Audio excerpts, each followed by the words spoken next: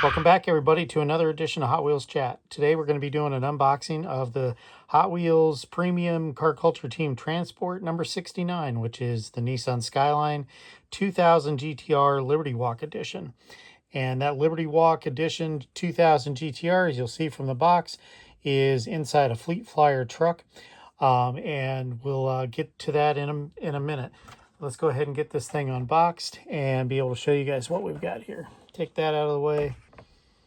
Won't make you guys suffer through me unboxing stuff anymore. Try to have it out and ready. So, the Nissan Skyline 2000 GTR, 1973. They were only 197 of them that were built. And what I want to do is quickly walk through the car, walk through this, but then do a compare and contrast. Because in terms of the design and styling ideas that Liberty Walk took with the 2000 GTR. Believe it or not, Liberty Walk as a company is only 31 years old. I guess that seems like a long time, but I would have thought they may have been around longer. Their first vehicle was a Lamborghini Murcielago. And, you know, through the years, they've walked through a lot of things. I would assume that probably the biggest thing that came for them at the 20-year mark was that they did a licensing agreement with the Electronic Arts for Need for Speed. So I'm sure for many people that were playing any of those games that they immediately understand where Liberty Walk is coming from. So the Fleet Flyer, great vehicle, drop tail. They've got great detailing on this overall. Going to zoom in. Let's go ahead and close that up. But a lot of space on this to be able to do things with it. They've got the triangle heads like you've seen on the other Fleet Flyers that I've done. And makes it kind of a pain to be able to take this apart, especially because they have three in this one. Sometimes you see the team's transports with only one. Very good exterior detailing, really good on the lights and the tampos. I really like the wheels. You'll see these wheels on a lot of different cars. But let's go ahead and sit that off to the side real quick.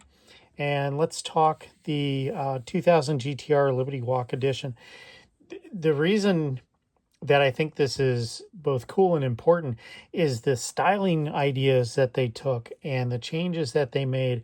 Obviously, you have the really wide fender flares on both the front and the back.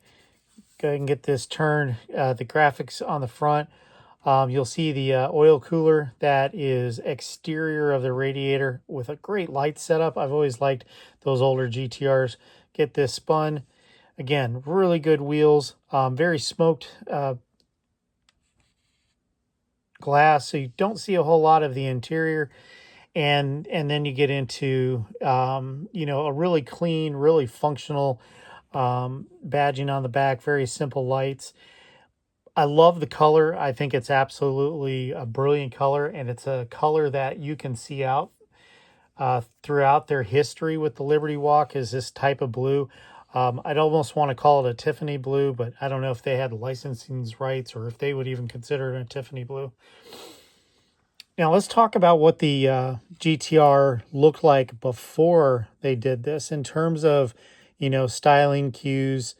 I'll say wheel diameter. Hot Wheels is known for putting fairly large tires on the cars, but in this case, on the Liberty Walk, they went a really, really small diameter on these tires, which kind of blew me away when you see it, is on how small the tires are as compared to what's on this recently released orange 2000 GTR. Great tampos on this one. We can do a compare and contrast between the two of them. You'll see much more detail in the rear fascia as compared to the Liberty Walk, but that's an aesthetics thing. You know, that's a design decision that's made. You'll see that because of the wide fender flares on the Liberty Walk, you're not seeing a whole lot of poke from the wheels, whereas compared to on the I'll say stock version, you know, much smaller fender flares and much wider poke from the meats on the rear of the car itself. Excuse my hands, get it flipped around real quick. I love the fact that both of them obviously are right-hand drive. I think that lends to the authenticity of JDM market. Overall, the cars are very similar um, because they start with the same chassis. It's just interesting how the Liberty Walk chose to go in terms of its aesthetics for the vehicle. I like the fact that on the Liberty Walk that Hot Wheels decided to ensure that the drip rail and that the A-pillars were painted, whereas with here, you're still just showing the orange color itself. So, overall, very cool that you can be able to do this compare and contrast and that Hot Wheels is still putting this out. There's 3 Nissans of this color orange right now. There's the new Z, and I want to say that there's either a 350 or a 370Z that has come out, and they're all in this orange color. Somebody on Reddit posted if anybody was collecting the orange versions of these cars. Overall, I like how these wheels look better. I like the larger diameters compared to this. I realize why they had to make this type of decision on it. But I really like this size of wheels better. What are y'all's thoughts on this? And the overall aesthetic of the Liberty Walk is compared to what I'll call a stock 2000 GTR. If you like this video today, don't hesitate to like and subscribe. Please put in your comments about what you think between the 2 Skylines. And see you around for another edition of Hot Wheels Chat soon.